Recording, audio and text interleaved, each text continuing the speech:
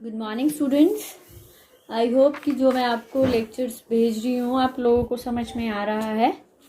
मैंने आपको बोला ही है कि अगर आपको समझ में नहीं आता है तो आप मुझे कॉल कर सकते हैं।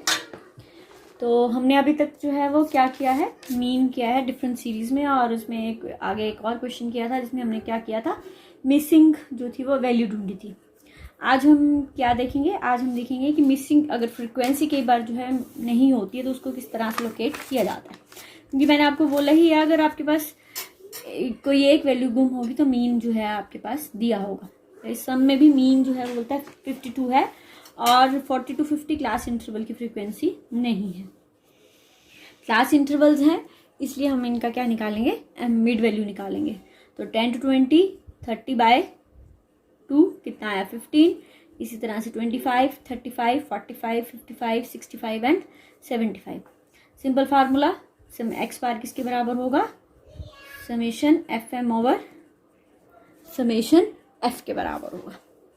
तो 75 5 इंटू 55 25 इंटू 3 4 इंटू 35, ये हम एफ लिख लो, एक्स लिख लो, एफ है 45 एफ 110। ये हमारे पास कितना आया 65 इंटू 6 390, देन 13 इंटू 75 1975।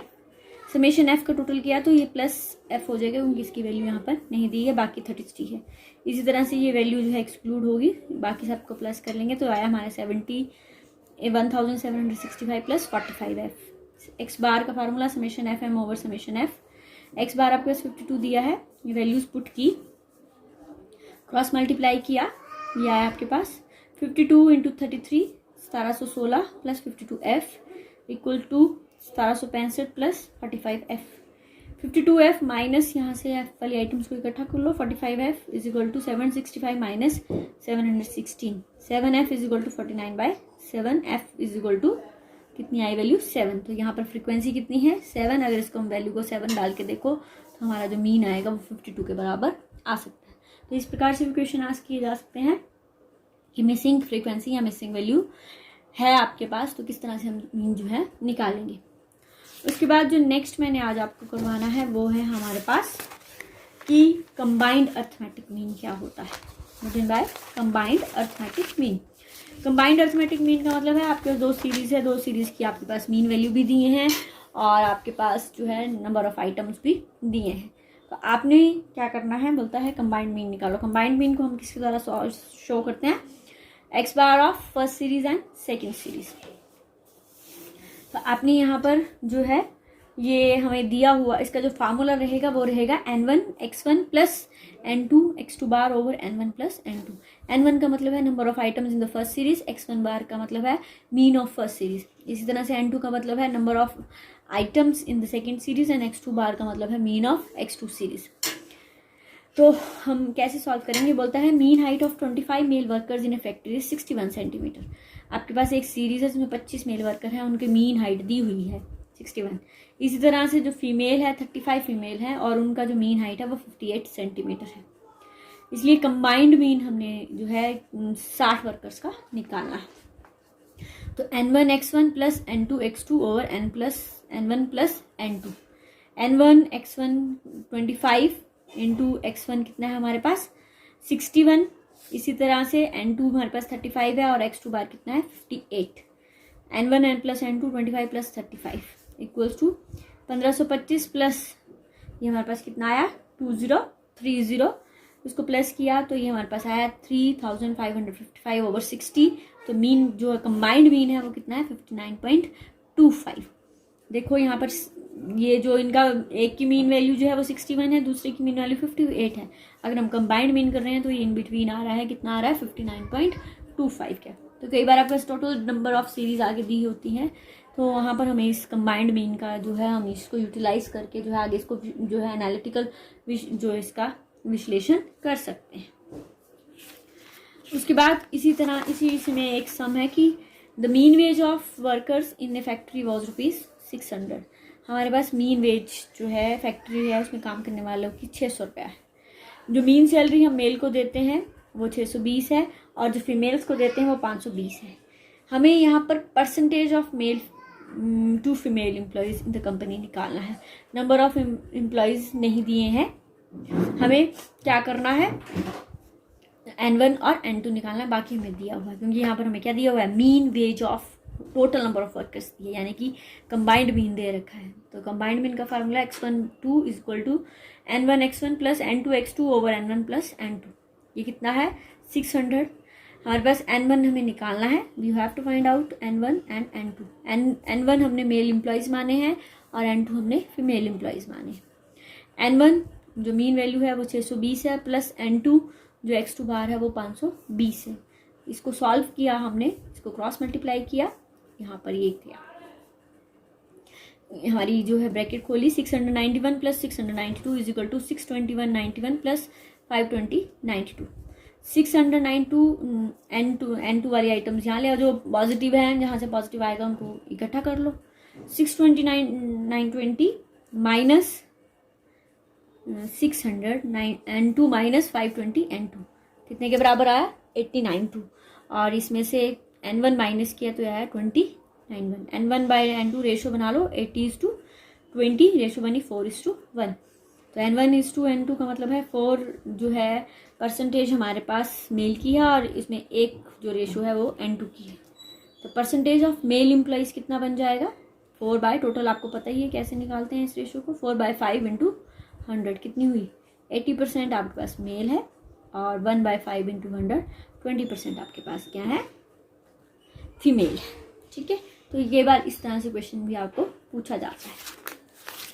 इसी उसमें हमारे पास जो है वो एक और क्वेश्चन है, वो क्वेश्चन है हमारे पास दैट इज योर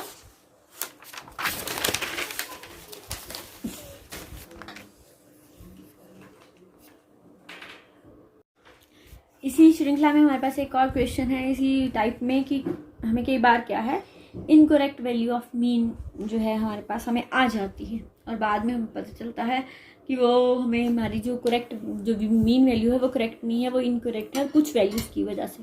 हमें करेक्ट वैल्यू का पता चल जाता है और इनकरेक्ट वैल्यू का पता चल जाता है। तो उस अवस्था में भी हम क्या है इसका न्यूमेरिकल्स निकाल सकते हैं। क्या है कहता है कि mean that is your mean of 100 item is 80, लेकिन by mistake 1 item is misread as 92 instead of 29।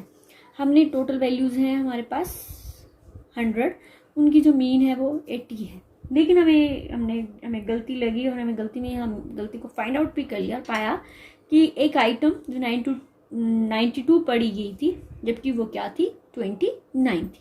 करता करेक्ट मीन निकालो, एन जो है वो 100 है, एक्स बार जो है वो 80 है। एक्स बार किसके बराबर है समेशन एक्स ओवर एन के बराबर है। एक्स बार कितना है हमारे पास हमें दिया है, अगर हमारे पास एक्स बार हो तो समेशन एक्स निकाल सकते हैं क्योंकि समेशन एक्स तो यहाँ पर है ही नहीं है।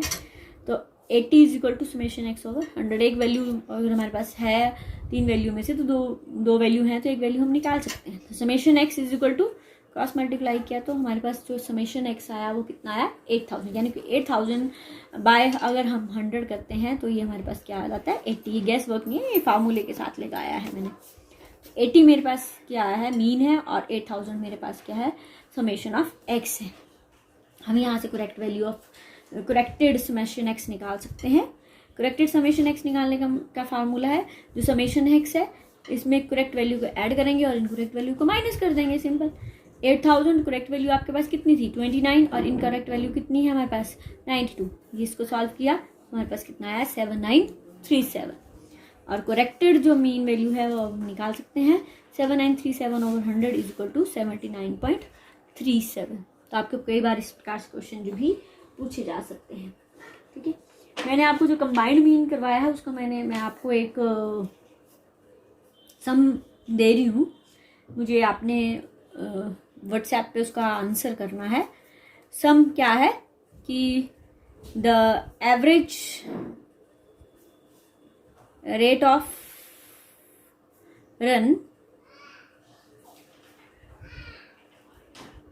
between average rate of run for Indian players are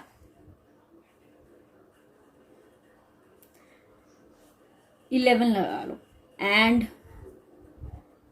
rate of run of Pakistan are, इसकी लगा लो 13 लगा लो, ठीक है 13 रहने दो, इसकी लगा लो आप 10 लगा लो, ठीक है। Find the combined mean for the two countries, ठीक है।